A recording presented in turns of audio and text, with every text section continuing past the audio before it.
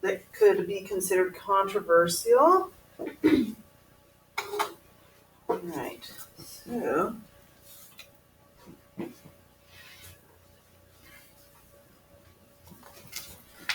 Does anybody know what this word means? No. Awesome, thank you for saying so. I can't even read that. Based on what you just looked at, do you have any idea? Or come up with a hypothesis? Vexillology? About the flag? Vexillology. It's the study of flags. Good. Good Okay. job. Ready. So apparently people actually can make a living studying flags. What is a flag? A thing. symbol. It's a symbol of something, right? It's something that was And symbols are everywhere. I'm even wearing a symbol, right? Right. So why am I wearing this? Because you like it. Because I like it. Why do you think I like it? Because you like the movies. I do like the movies. Is there another reason? It's something you're interested in. It's something I'm interested in. Okay. I like Captain America. But what do I like about Captain America? What does a shield represent? What he does. Well, what does he do with it? He Protects. Yeah. Yeah. You are on it today, girl. Good. Yeah. So, why does he want to protect people? He's a good person. Because he's a good guy. That's right. Okay. Now I'm on it. Yeah. All right. So symbols are everywhere, and they can mean a lot of different things to a lot of different people. Would you agree or disagree? Agreed. Yeah, for sure. So this particular flag I have hanging up, and I picked this one because people ask me all the time, well, what flag is that? This is the Bahamas flag. So it obviously means something to me, right? That's where I went on my honeymoon. Okay, so it means something to me, but it also means something to the people of the Bahamas. Okay, so the gold part of the flag represents the sun. The aquamarine, the ocean or the sea, the Caribbean Sea. The black is its strength, vigor, force, but it's a triangle as well.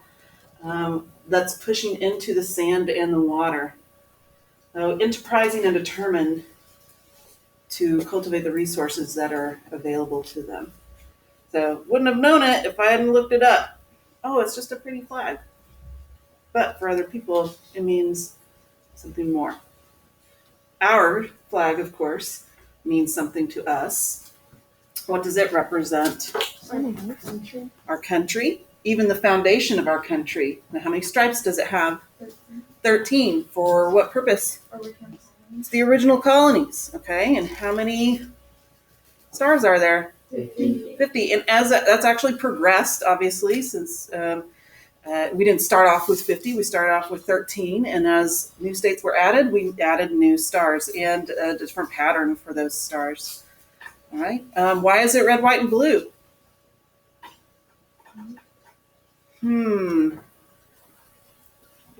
Why is it red, white, and blue?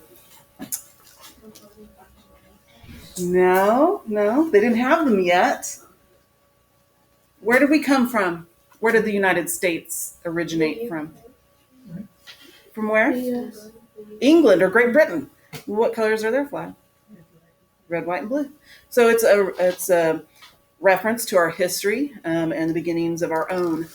Okay. So and we fly it very proudly. Okay. So I'm going to show you some other symbols. Another flag. You tell me what you think it means or what feelings you get from it. Laughter? Chinese food. That's not what that is. What is this? Why? It's what? It's the Nazi Germany. It's the Nazi Germany flag, not Germany's flag. Yeah, make sure you say Nazi Germany. Okay. What does this represent? Racism. What do you mean racism? They were racist against Jews. And yes. Anybody else? Who? They were racist to anybody that wasn't white. And Protestant. Yeah. Wait, wasn't it like if you didn't have blonde or blue eyes? That was the ideal white person, didn't want Catholics, didn't want blacks, didn't want Jews, didn't want any medically challenged people, and because that weren't perfect. Okay. So when this symbol comes up, for some people, it's cringeworthy. It is for me. Okay, because we know the history behind this. All right. But where did Hitler get this sign from? Do you know? I know. Isn't it Sometimes it's called a crooked cross. Yeah. One of the original terms is swastika, which is not a German word. It's actually an Asian word, and it's been around for thousands and thousands of years. Okay. So the Hindu religion uses it, the Buddhist religion uses it, Jainism uses it. It's been around for a while. This necklace that has the swastika, or what we understand as a swastika, was found 3,000 years ago in Iran. Okay. So how did it, why did Hitler and the Nazi group decide to use this? Right?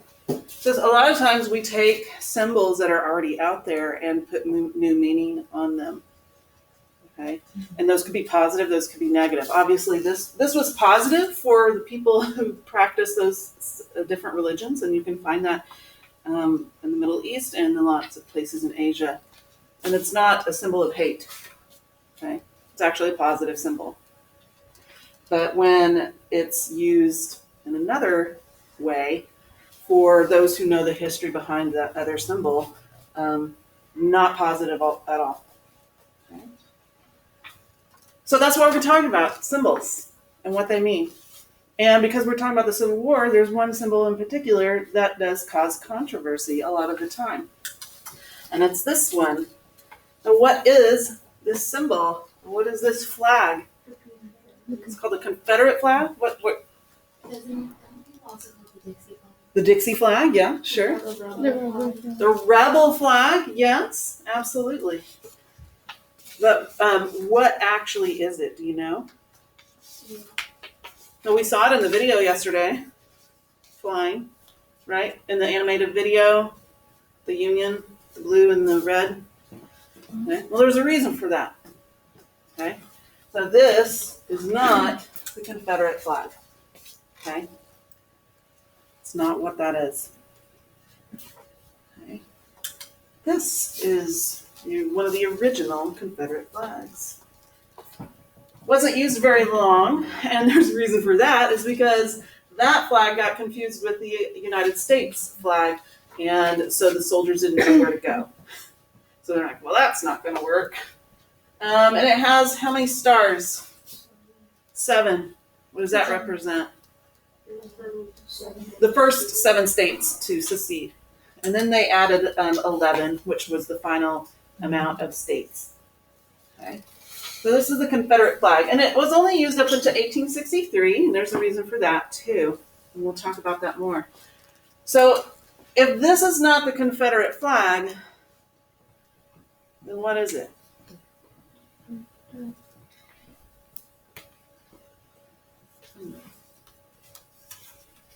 All right, and that's what we're going to talk about. So I have a short little video for you to watch that gives you the history. Michelle McCauley, if you could come to the office, please. Michelle McCauley, come to the office. Oh, I was going to do it on YouTube because it's clearer. I always forget what the name of it is. Let's see.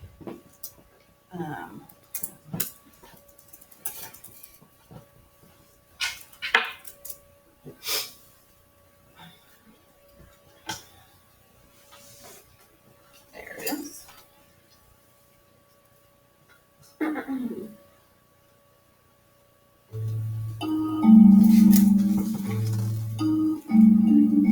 Here we are at the American Civil War Museum in Richmond, Virginia. It also just happens to sit next to the former home of Jefferson Davis, President of the Confederate States of America. This museum is home to the world's largest collection of flags used by the Confederacy during the Civil War. There's one flag design in particular that stands out from the rest. There's no denying that this flag holds a tremendous amount of meaning to this day as a symbol of Southern heritage, rebellion, or hate. But how did all of this happen? Where did this flag actually come from? And why is it so controversial?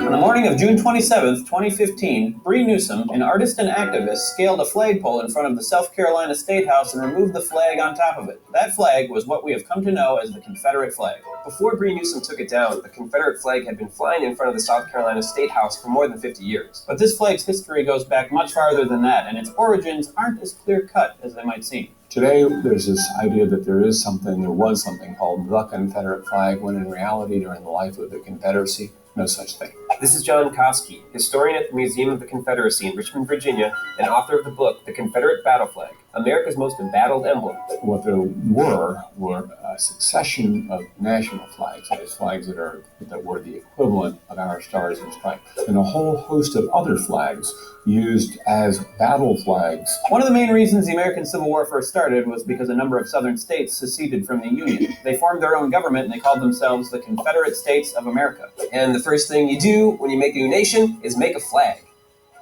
Or one of the first things. I mean, that's the first thing I would do. I would probably go to bed. The Confederacy went through several flags, but these early designs retained a resemblance to the Union Stars and Stripes flag, which made it a bit confusing on the battlefield. In an attempt to differentiate their flag, the Confederacy adopted a white flag with a blue cross on a red background in the corner. But the flag was mostly just plain white. Which became a problem because it looked like a flag of surrender.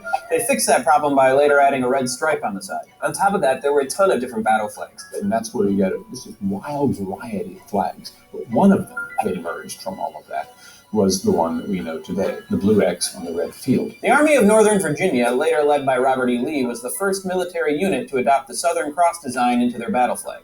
And as Lee became by far the most successful commander, and that became by far the most successful army, that flag became enormously important to the Confederacy. In a sense, it was the flag of the army that was keeping the Confederacy alive and giving it some hope of winning the war. So the Southern Cross design was originally a battle flag that became really popular, and that's about it. If Robert E. Lee hadn't been such a good general, the flag may have been just one of a dozen other battle flags lost to history. And while slavery itself is inherently racist, at the time, the flag was more of a way for the Confederate States to distinguish themselves from the United States. It wasn't really about race. Well, not directly anyways. The fact was that for African Americans, if the Confederacy won, it's going to be a continuation of the status quo of slavery. If the Union won, then there's a very good likelihood slavery will be ended. So from the African American perspective, any flag of the Confederacy stood for the perpetuation of slavery. As you're probably aware, the Confederacy lost the Civil War. And when the war was over, the Confederacy dissolved, and all their national flags and battle flags were rolled up and put away. For a time, it seemed the flag would stay tucked away, remaining a relic of history. If the flag had never been unfurled, this would be a real short discussion, but obviously it was unfurled again. The Confederate flag, specifically the Southern Cross battle flag, began to make a reappearance in the late 1800s. Memorial organizations began putting on parades and ceremonies to remember and honor the soldiers who died during the Civil War. And that's really, with some exceptions, the only way that flag was used. So it was widespread, but very limited in its use. And then as that movement grew in the 1880s and 1890s, so did the use of Confederate flags. As it started to appear in other parts of society, and more people began appropriating the flag, its meaning began to change as well. Think of it as originally it was a Confederate battle flag. Then eventually that grew into standing meaning the Confederacy generally. And by 1900 or so, it expanded a little bit further to be the South. It became a regional symbol. White Southern specifically, but Southern. The flag began showing up in universities and fraternities. And when Southern men were drafted into the Army, they brought the flag with them as a memento of where they came from. The headline writers around the nation dubbed it the flag fad. And there was a little bit of discussion about, is it something ideological? Is it racist? Is it politicized? Or is it just a fad? The typical conclusion was it was just a fad, like coonskin caps and hula hoops and other youth fads of the era. But the reemergence of the Confederate battle flag proved to be more than just a fad. At the 1948 Democratic Convention, the Democratic Party declared that it would pursue civil rights and end segregation in the South. This caused many of the Southern Democrats to break away from the party in protest. They became known as the Dixiecrats, and their followers used the Confederate flag, the Southern Cross, as a symbol of their opposition to civil rights. These images of Dixiecrat rebellion against civil rights created this image of the battle flag once again being a rallying cry for the South fighting against the federal government's effort to change its way of life, in this case, segregation. as opposed to slavery 80 years before. But the flag's association as a symbol of hate wasn't solidified until it was adopted by the Ku Klux Klan. In 1946, Life magazine did a photo essay on the Klan, and in those photos, they're seen using the Confederate battle flags in their rituals and ceremonies. The Klan used that flag a lot, and their use of it in conjunction with Klan violence helped to establish its primary connotation for many people today as a symbol of hate. Growing up in Mississippi, as I did in the 1950s, whenever I saw the Confederate flag, as now, I was always concerned about my welfare and the welfare of people who looked like me, and sometimes people who did not look like me, but who thought like me. This is Robert Watson, a history professor at Hampton University, published author, and an expert on African American history. And that flag was symbolic of a people who were intent on everything being right by what they thought were right. And it's ordinary white Southerners, not just Klansmen that we can dismiss as extremists. It was ordinary white Southerners who, for whatever reason, believed that this flag spoke to their commitment to segregation and their opposition to integration. Complicating this even further, while the Confederate flag was being used by Southerners in opposition to civil rights, it was also exploding into popular culture. There's a real Civil War fad in the 50s and 60s, yes, at the same time as the fight against integration.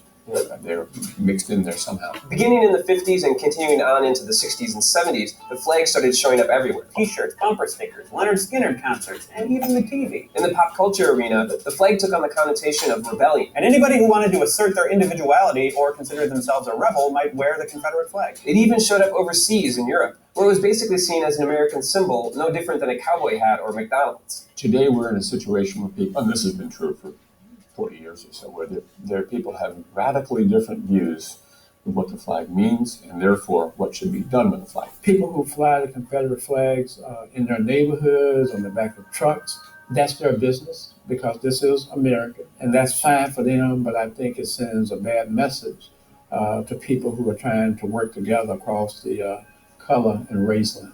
But if people want to go see it in a museum, then that's fine. But that's where I think it should be. So back to the question, should they be on state symbols?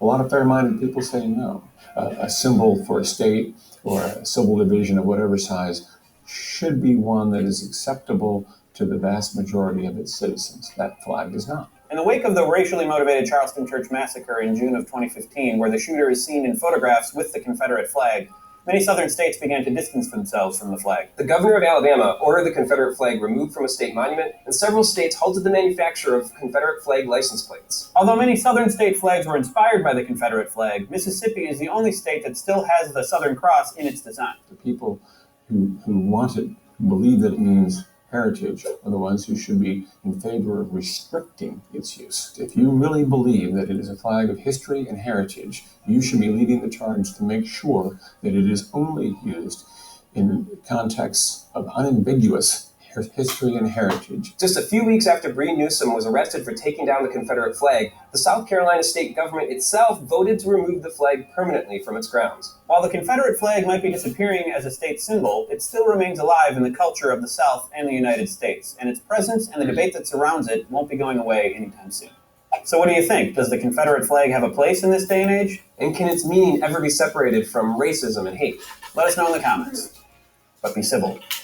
Not like the Civil War. No, not at all. This episode was brought to you by... All right. What do you think?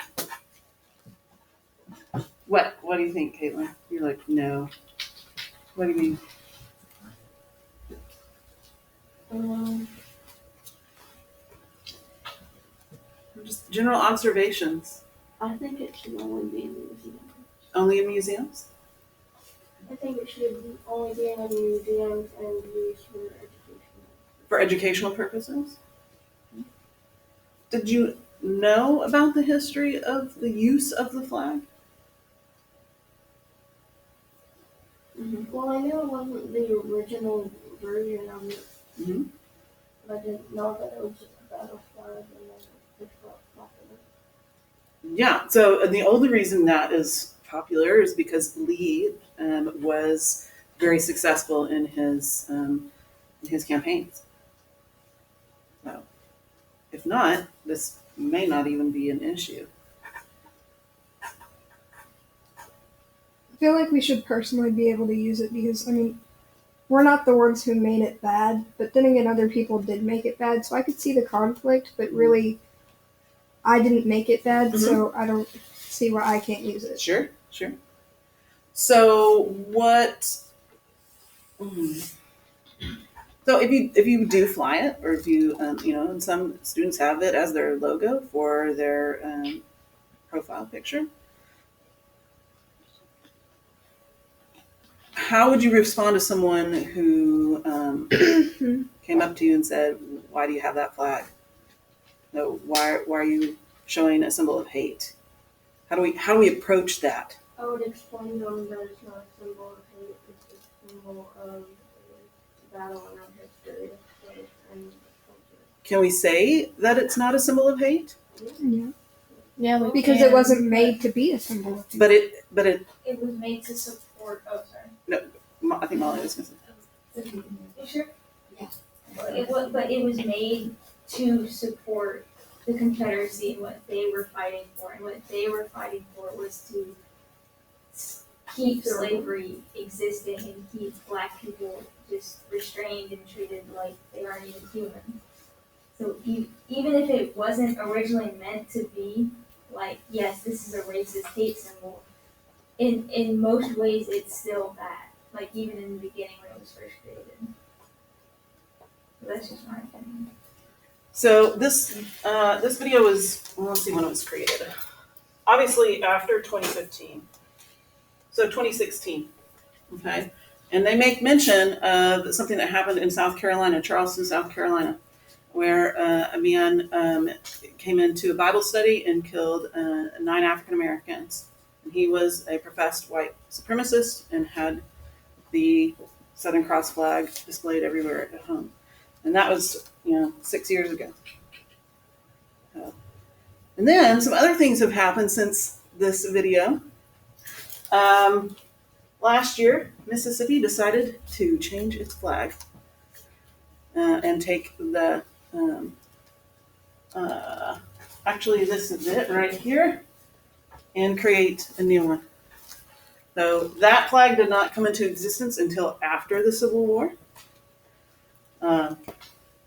And so last year they decided to change it. Interestingly enough, NASCAR has banned that particular flag, the Southern Cross flag, at its events. Now, why would they do that? People getting offended. People get offended? Okay. Is there any other reasons? What do you think, Emma? Normally people have like a flag of where they live, and that's not really a flag for the slaves. So it's a flag of an idea. Yeah, they really like races and have flags of where they live or where they're from.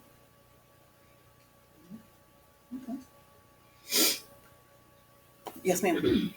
Maybe they did that because they think of it that since it was used for the battle and the South wanted to keep slaves, that it's bad because they wanted to keep slaves, and so they don't want to like fly it somewhere where people could get offended by it and not understand it. And what did you say? Lose money. And perhaps lose money from it. Yeah, sure. Where are a lot of NASCAR races? Do you know? There's some in Florida, Alabama, Texas, a lot of southern states. Some are in the north, but many of them are in the south. So, just interesting. And what do you think? Should some of you have already answered it.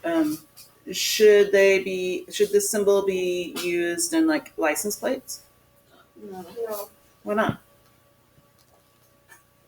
What does a license plate represent? Yes and no, because it still symbolizes something that was bad that happened. But also, it could be yes because it is still part of our history. And really, they were just fighting for what they thought was right. Mm-hmm.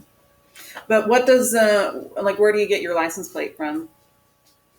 The state you live in? The state, right? It represents the state. Oh. So So, and that's why they're bringing it up, is maybe it's not a great idea because maybe that's going to be associated with the state that you live in. Not only you individually, but the state. Molly, you were going to say something. I was going to say state you live associated with, that you live in. And you're required to have a license, right? So, yeah. All right. Any other comments or observations or questions?